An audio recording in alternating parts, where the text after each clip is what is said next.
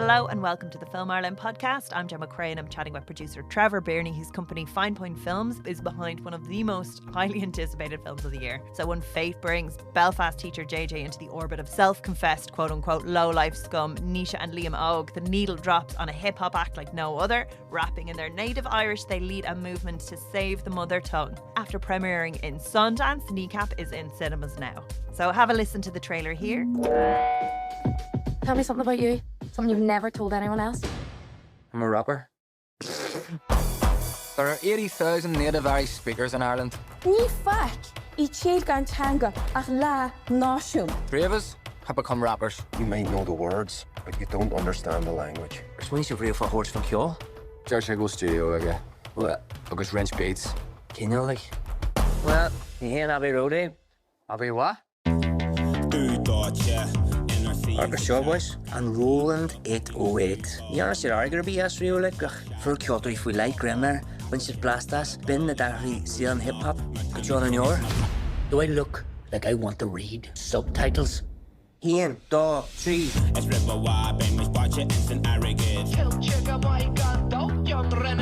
Consider this here's the knock at the door before the knock at the door. Him and his wee pals' music. It's drawn attention from all the wrong places. Nothing but a H-double-O-D, low-life scum. We'll end up face down in an alley. You have a life, a career, a future. Remember, I can take it all away from you like that. Special delivery. Hey! No more music. Every day I am not captured is a psychological victory against the occupiers. Kneecap, so-called Irish language rappers promoting antisocial behaviour and violence. Stay for the tug of enough time, it's just useless. I never want to see you again. I never want to see you again. Well, look who it is. Bone thugs and no harmony. But those hoots have to say this city doesn't need to be hearing. He's here asserting his right to speak Irish. A Belfast band has been criticised for chanting anti-British slogans. Gach focal Gaelic literature. She pillar, a skilter or some search in the heron. Boris Billy or Shedavik. Why don't you just speak the Queen's English? Oh, come on, let's go. Men kan jo se the fucking kringle Dr. Drainer again.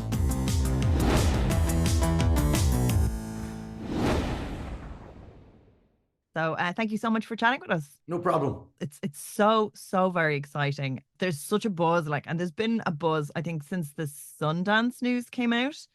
This is an origin story of a band who were not actors, who, had a very distinct voice and a very distinct style that were in the Irish language on paper. Like this, I'm surely in the early days, this couldn't have been an easy sell. How did you come across it? Well, there's lots of overlapping moments that were happening, and some ways, Sundance. There's a bookend. We were at Sundance in 2019 with a music documentary about a band called the Go-Go's. And while we were there in 2019, a lot of our colleagues in the US were talking about the fact that they were moving into narrative.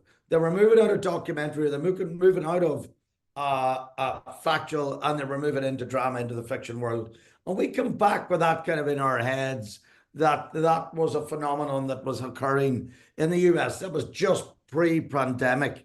And this was Fine Point Films. We've been making feature documentaries for many years now, working with US directors, local directors, and making films, basically feature documentaries for the international market is essentially what we do, as well as make some TV for RTE and the BBC. But really the main plank of our business is really those feature documentaries. But we come back from Sundance. Actually, I correct myself, it was January 2020. It was just a few weeks before the pandemic. And we heard this chatter, and some of the people we know, and they were talking about going into drama. And this guy called Rich Pepiot had been texting me and emailing me and saying, hey, I've moved to Belfast, I just want to check out what's the local production scene, what's happening, what's going on, and et cetera, et cetera. So I used to go over to his home on the Lisburn Road and sit with Rich and have a cup of coffee, talk to him. And I was just fascinated by him. And in some ways, we hit it off immediately because we had a journalistic background. Both of us were journalists. I knew a little bit about what Rich had achieved in his journalistic career. I also knew what the bravery of what he'd done in his journalism. So I had immediate appreciation for the guy. And I could tell he made this move. He was still dealing in the London market with some commercials and some business he had there, but he was trying to find something to transition into the northern market. And that was kind of, that typical conversation of feeling each other out and, who are you and what do you do and what, do we want to work together? And then he used to come into the office a little bit then and would sit and chat, and that developed, and we still hadn't found the project. We were kind of looking at documentary projects, we're looking at all sorts of things. We couldn't find the project. Anyway, long story was that Rich went to the Limelight, which is a venue in the centre of Belfast, one Saturday night. He came in on Monday morning and said, Eureka, I've found the project. I've found what I want to do. I've seen them. I've seen the light. I've seen them perform on the stage in the Limelight, and they're called Kneecap. And one of the girls in the office turned around and said, oh, I used to go out with one of them. And he goes, right, can you contact them, please? I want to meet them. And we got a phone number for him, and he went off and he said, right, leave it with me. Let me go off and see what I can do. So he finally, after a while, he tells great stories about it took some time for him to realize that Kneecap don't answer emails and barely answer texts, but he did get hold of them. He did get them, and he did go and meet them. And he talks about this phenomenal night that he spent with them, drinking all night, basically, partying all night. And at the end of that night, he knew, he basically had his mind blown by them. He really did. And he came in to me and he said, right, this is a scripted project. And I went, oh, right. Okay, great. And that's how it started. That's how it started. That's really, and I have to say, when I look back at it now, I just completely trusted Rich. I had no idea where this was going to go. No idea if it was going to be any good. I'd seen a couple of Rich's short films, and I'd loved the messaging that he had made in those and what he was trying to achieve in those. So I knew that we were culturally, politically, journalistically, and we were very aligned. And I just loved his energy, just this mad energy he brought to the room. So I didn't know how it was going to go. We had no idea if it was going to work, but that's really how the seeds of it were sown. And the rest of it is history in some ways. Yeah, and you were talking about that energy. That's definitely something that the lads had. I've seen them perform a couple of times before ever even getting wind that there was a film in the works. And like that, there's just such a brilliance to their writing, to their performance. There's like such humor there, energy. So obviously that creative energy really, really aligned. So like, and you're convinced because you trust Rich. How now it's like money though. Like, so now you have to go and you have to fundraise. Yeah. How do you put together the pitch for that? Like, I mean, the lads aren't actors. Like, what was kind of like, I presume there was just like, here's the hurdle. We're going to have a response for everything. And some, I have to say, I always need Rich in the room just to correct my memory, because sometimes I say things or my memory of events isn't just exactly accurate. But I do remember the key moments, and I do remember how we got to that financing stage. And but just going to go back a second, Gemma, you're absolutely right. Rich Pepiot and this band blended. There is no doubt in my mind. There is no one else in Ireland or the UK that could have made this film with Rich. There was so much alignment between him and the band. Rich knew his music, knew his hip hop, knew the musical references that the boys were reaching for and were the music we're creating. So there's just no one in my mind, and I could very quickly realize that they fitted, and that was vitally important.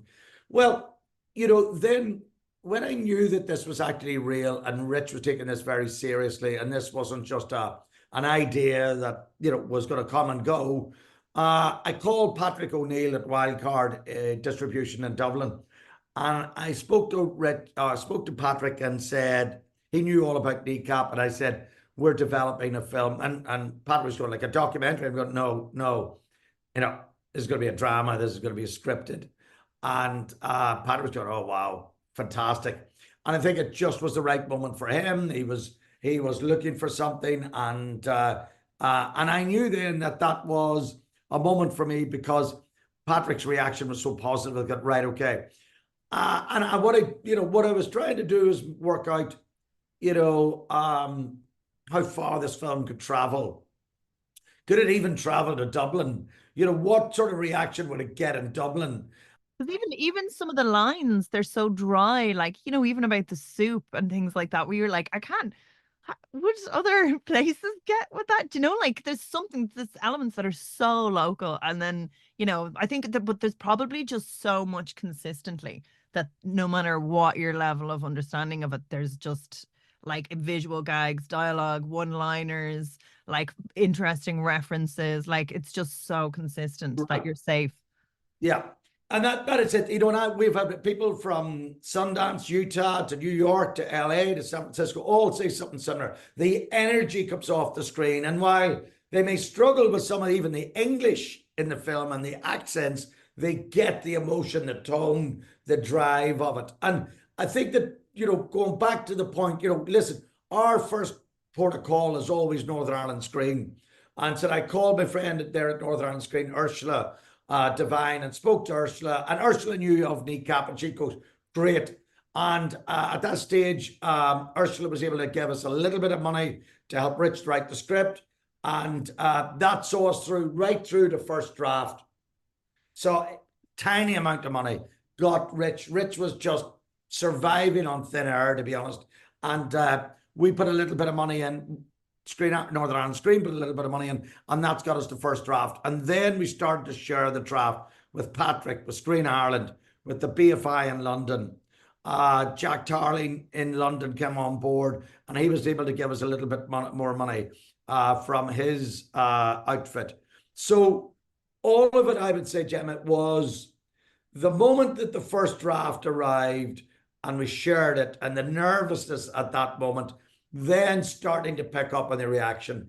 And we could tell that the reaction was more than positive. They could see something very special in this script. It wasn't just that, this suits kind of our some sort of remit that we have for something in the Irish language, or something out of Belfast that's cool and is going to hit a young market. You could tell from Screen Ireland, from Niamh Fagan in Screen Ireland, from Ursula Devine, and then from Louisa and all her team at the BFI, they all got that there was huge levels, and there was propulsion in this script.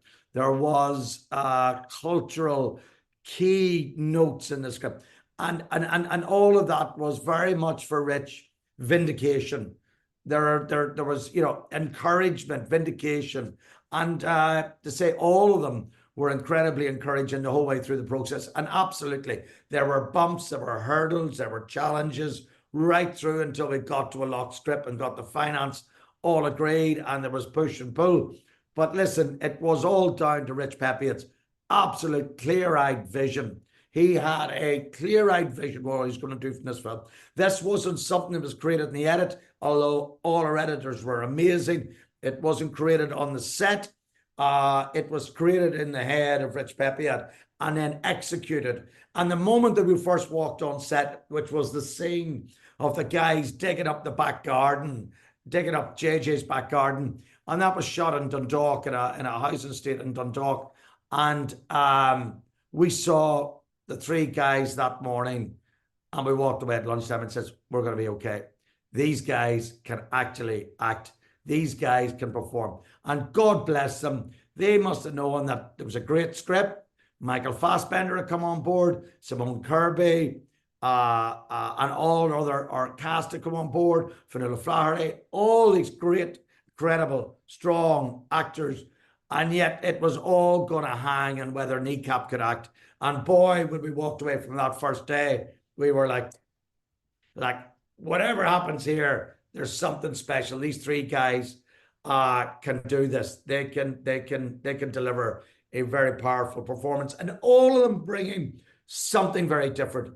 JJ, Naoise, Liam Og, very different energy, very different body language, very different perspectives, but just the blend as they are on stage is just incredibly powerful. I suppose there's very much so key points to the fact that they are performing on stage, that there's, you know, like that they are writing, that they're like their personas are characters in a sense, that they're, you know, it's not so far out, but it's the kind of the depth that they do reach, because there's, you know, there's some poignant emotional moments. Like the comedy, you can say, yeah, they probably do that anyway in their performance. And that pacing and timing is really hard to find if you're maybe not of that realm. But like they had that in buckets on stage. Like they just ooze it. Right. Like, but you know that the depth of their art Right. and how believable it is. Right. It works on all the levels. Like it works because it says so much, like politically and culturally and about class and about observation and trauma, and then also, like, you know, it's hilarious and it's silly, like it's just pure silliness and it's just funny, like it's just genuinely like laugh out loud, hilariously funny. But all those emotional arcs that are even tied into identity, that are tied into trying to, you know, follow your creative instinct and your like emotional leaning at the cost of other things in your life, like that theme is very much so there, and I think that's where the emotional arcs do come from. But it's just so deep, like it works so well. And like I think it's sort of one of those things, like I don't know who wouldn't work for, like, the audience. Maybe I do know one specific audience it might not work for, if you're like politically aligned. I don't know, but it kind of makes fun. It's like an equal opportunity piss taker, though. Well, I think, you know, I have two. Let me put it this way. I've got two friends who come from a very unionist background in North Belfast, and they knew I've been making this film, and they've been fascinated by the project, and they've heard all that stuff about Sundance, etc. But they came to West Belfast the other night to see the film, and I really didn't know how they were going to react. I really hoped they'd enjoy it and feel comfortable with it. And they come out and they were going, so emotional. And I'm going, really? And I'm going, yeah, just blew us away, the emotional punch of the film. And they were going, JJ, just JJ. They were just like, yeah, we get it, all three of them. But JJ, like, they just say, and I do think, I totally agree, there is such an emotional arc with his story in the film. But like, really, there's a lot of people, and I remember the same thing. I had a lot of friends from LA at the premiere at Sundance, and between getting out of my seat and getting to the front door and trying to get a cab from the venue, in my ear going, JJ. Another was going, oh, Liam Og's going straight to Hollywood. And the depth of Naoise and the relationship and how Naoise performs against Michael Fassbender. And I remember that moment, the two of them in the car were going, yeah, this is going to be a real test. This is really going to be a moment where, you know, you're up against, the towering intellectual creative force that is Michael Fassbender, and we're putting this guy in a two-hander in a car. And like, we come out and Rich talked about, he was nearly in tears, and he was like, it was just one of those moments where we knew. And I think that, like, there was, I can't say to you that all of this was a bed of roses, and it was fantastic, and we all got up, you know, whistling a merry tune in the morning and went to bed at night. Every single day, every single member of the cast and the crew had to grind this out, because we had budget challenges, you know, there was location challenges, there were all sorts of things coming at us every single day. And the boys were trying to keep their eyes on the prize and deliver this performance around this chaos that had been created. But some ways they fed off it, and were ultra professional. And I think so many of the people who had worked in so many amazing projects, both north and south, were actually blown away by the fact that they were there every morning. They had their lines down. They were there through to the end. They were, never grumbled, never complained. There was lots of grumbling. There was lots of complaints because it was so challenging. This is a film that, can you imagine, every single day was a heavy day. There was so much going on. And yet, somehow out of that, as I say, Rich could see right way through it and had the vision really to and the heft to pull it off. I was so curious. There's such a kind of racing trajectory in terms of pacing. It's something that if you were to look at all the locations and all the descriptions and all the scene descriptions, like I'd imagine the script for this would be around 200 pages long, or like just very concise direction. Because again, like the amount of characters, the amount of specific beats, like the whole thing sort of races forward with set pieces, big gigs, fighting, drugs, stylish scenes, animation, and it's just so consistent. It's all coming back to me now. Yeah. I was like, oh my God, anxiety even like thinking about planning the budget for that. Did that kind of arrive on your desk and you're like, okay, well, we can't do all that, can we? Yeah, I mean, I think that we went into it going, I think that the script and the reaction to the script, and to be fair to all the financiers, they weren't saying, guys, you're going to have to drop, the Belfast Telegraph, or you're going to have to drop some of these gigs. I think we were always trying to work out how to make it happen. And Rich, to be fair, came at it with a sort of a guerrilla filmmaking attitude. He was going like, it's about how we make this happen, not we can't do this. It's how do we do this? Let's think of creative ways in which we can do that. I want to fill the Belfast Telegraph building. We'll get Kneecap to play a gig. We'll get them all in, and we'll get some extras to help and all of that. And that gig at the very end, the big gig at the end, was a shoot that happened more or less right in the middle of the schedule. And I think it was a real pivotal moment for us, because we knew that if we could pull that off, we were going to be okay, because that day was the day that Michael Fassbender literally walked onto set for the first time. And we had 700 Kneecap fans. We had so much to do that night. And we were over budget. We were struggling to just keep up with the pace. And yet, so I have so many contradictory memories of that night, but yet somehow it all came together. So, listen, I think a lot of what you're saying is absolutely true, Gemma, but I think that it is that blend, the alchemy of Rich and the band and the energy that was created is really what you're seeing on screen. And that's Ryan Kernahan, the DOP, instinctively knew he had to follow them. He had to be led by them, and he did an amazing job in terms of capturing that energy, but also the style that Rich was really doing. Storyboarding was very important, and Rich put a huge amount of time into storyboarding every single scene. So we were very clear about what he wanted to achieve and how he wanted to achieve it.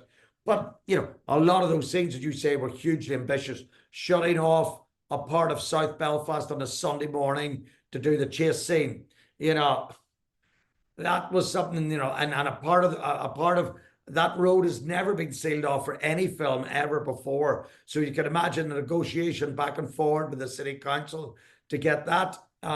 So there were so many different challenges and difficulties, but I think that listen, it's been a unique experience for us all, and I think the reaction over the last 6 months reminds us day after day after day of how unique it was. Totally. And even still, I think the marketing has been incredible. Like I think one of the best marketing things was the lads getting their funding revoked. I just thought that was amazing. And then they were suing over it. I was like, chef's kiss. Like, you couldn't buy that. You couldn't pay for that amount of coverage. Well, you know, we got to thank the Tories in government and their fucked up attitude to culture and to the North. And, you couldn't have created that. You couldn't have bought that.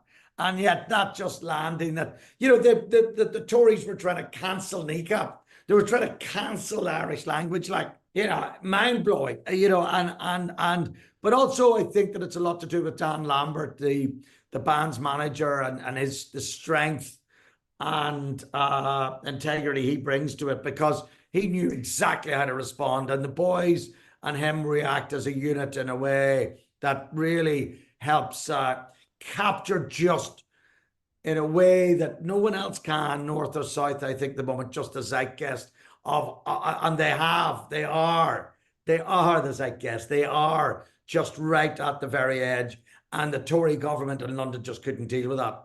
Because they are as well, like, very much so of Gen Z and speaking to every single issue that is for that entire generation, again, which is why it's so powerful. I would love for you to tell me about how you feel about the reaction and as well about Sundance and what that was like getting that. Yeah, well, we'd been at Sundance a couple of times before with documentaries, but actually nothing prepared us for this. And I really do mean that. From the moment we arrived in Sundance, we knew this is different. Oh, something edgy. There's difference to this. And really, the moment that I remember most was a producer that I'd never met before. I met him coming out of a bar in Sundance. And this guy was going to be, Ben Leclerc, was nominated the following morning for American Fiction. And he threw his arms around me and goes, "Your film is the film of Sundance." I go, like, "Yeah, it's Ben Leclerc. I love American Fiction." And he's going, "Yeah, this is a film." And it's like, that's kind of reaction. And, I've been there before and it felt like documentaries. Yeah, great. But, it's all about the big movies. And, so Sundance really, and the boys again, and the Land Rover, and, what they did, and the marketing of it was just brilliant. And like, like it's just some friends that I had looking at this going, what the hell is this? And we were everywhere. We were at stickers on poles. We had, the boys were everywhere walking up, and everyone was talking about Kneecap. And for that premiere screening, when I walked out of there, I realized, oh, there's something universal in this story.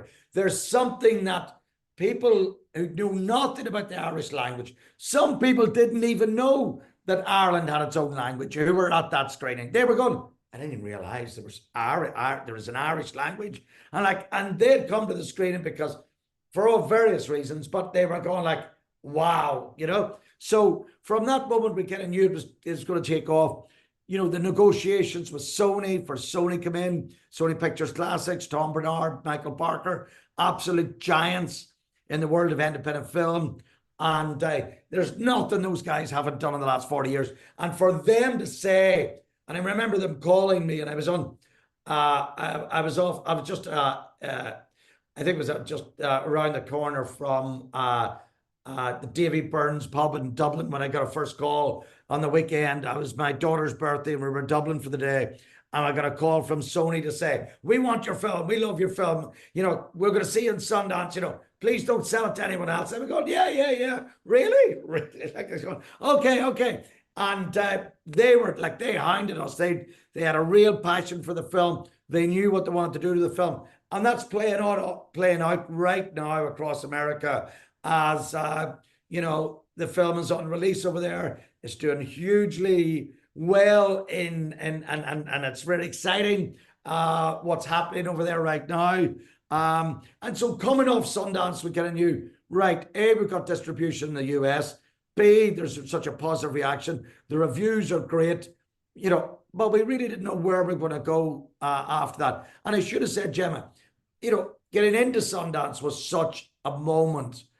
And yet Rich was going, well, I told you, I had absolute faith. I was going like, Rich, like, do you know what filmmakers work for their lifetime and never get a film in Sundance? And this is your first feature and you get it into Sundance. Like, So he had utmost confidence, and that's what I love about the guy. So we get it into Sundance was great. The reaction in Sundance, coming out of Sundance, okay, we got distribution, we know where we're going. And I think that it's just like this big runaway train that left the station that night in Park City, and it feels like we're just trying to hang on. And sometimes it feels like we're hanging on with our fingernails. Oh, amazing. Well, thank you so much for chatting with us. I think we're just so excited. Like it's like this and I'm calling Q. Like, the two films that make way. The yin and the yang. And I think that's, I think that Callan Clune was so important in many ways because it set the standard, it set the tone. And I think that what we've been able to do is really been standing on the shoulders of those giants and what those guys did with that film, because that really has helped us, because that meant for all our financiers to go, this is possible. It is possible to do these things and do it at the highest possible level. Well, can you imagine the doors this film will kick open for the voices going forward? I think that's why it'll be a changing film. Absolutely. So huge congrats. I would say it's like you must be sick of celebrating by now. I'm a little tired. I kind of look at the guys with envy and wishes I was their age and I could do it, in the same way they could do it every night. But listen, it's wonderful. I'm loving it. And congratulations. Thank you so much. Thank you very much. And thank you so much for listening. So make sure to go to filmireland.ie where you can subscribe to our newsletter. You'll get reviews, articles, and even more podcasts. And a nice rating on your favourite podcast app of choice is always appreciated. So thank you so much.